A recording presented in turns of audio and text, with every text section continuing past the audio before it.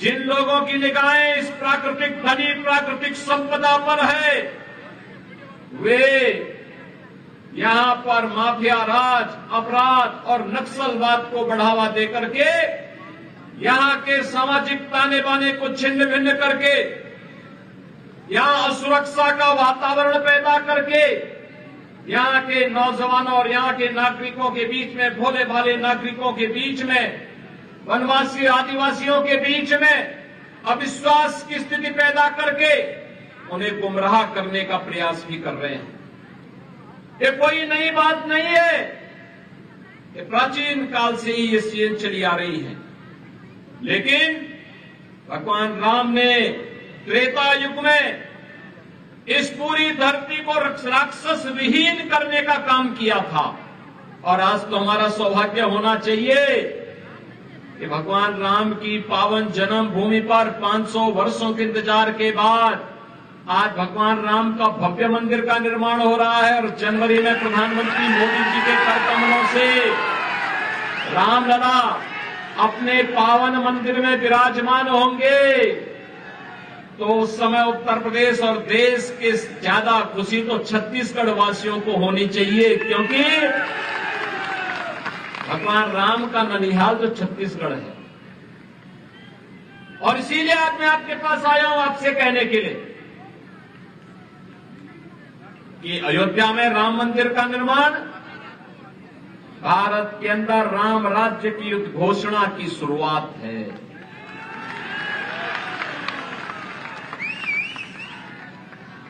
राम राज्य की स्थापना, राम राज्य का मतलब एक ऐसा शासन जिसमें जाति, मत और मजहब के आधार पर कोई भेदभाव नहीं, योजनाओं का लाभ हर गरीब को, हर किसान को, हर वंचित को, हर आदिवासी को, हर नागरिक को उपलब्ध हो सके, हर व्यक्ति को उपलब्ध कराया जा सके।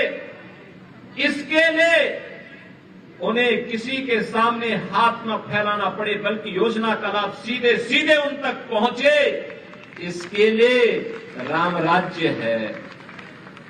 उन्हें हर प्रकार की सुरक्षा मिले, संसाधनों पर उनका पूरा अधिकार हो, उन्हें हर प्रकार की सुविधा का लाभ भी प्राप्त हो, इसी को राम राज्य कहते हैं। और याद रखना, प्रधानमंत्री मोदी जी ने सही मायने में पिछले 9.5 वर्ष के दौरान देश के अंदर राम राज्य की आधारशिला रखी है। उन्होंने कभी अयोध्या में राम मंदिर का निर्माण नहीं करने दिया, विवाद खड़ा किया, राम भक्तों को मरवाते थे, पिटवाते थे, उनके सहयोगी गोली चलवाते थे। कभी उन्होंने राम मंदिर के निर्माण का कार्य नहीं किया, बल्कि उन्होंने तो कहा कि राम तो हुए कि नहीं हुए हम तो ये भी नहीं जानते। यानी भगवान राम के अस्तित्व पर ही प्रश्न खड़ा कर रहे थे ये लोग। तो इनसे कैसे उम्मीद कर सकते हैं कि आपके सम्मान की रक्षा करेंगे, कैसे आपकी आस्था का ख्याल ये लोग रखेंगे, इनसे उम्मीद ही नहीं की जा सकती है। याद रखना, मोदी जी प्रधानमंत्री बने और उत्तर प्रदेश में मुझे अवसर मिला, डबल इंजन की सरकार आई, राम मंदिर की सारी बाधा दूर। आज राम मंदिर बन रहा है ना भाइयों बहनों, हम लोग तो जो बोलते हैं वो करके दिखाते हैं, जो बोला उसको कर दिया, क्योंकि हमारे लिए अपना कुछ नहीं है, जो कुछ है देश के लिए है, समाज के लिए है। प्रधानमंत्री मोदी जी के लिए तो 142 करोड़ की आबादी उनका परिवार है।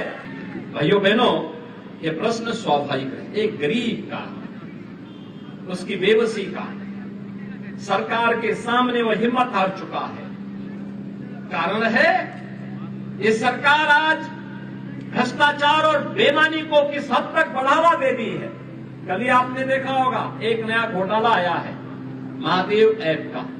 आप जानते हैं ना, इसके नाम पे कहते हैं कि छत्तीसगढ़ सरकार के नजदीकी लोगों ने यहां के लाखों गरीबों का पैसा इस ऐप के नाम पे ठग दिया है, ऐंठ लिया है।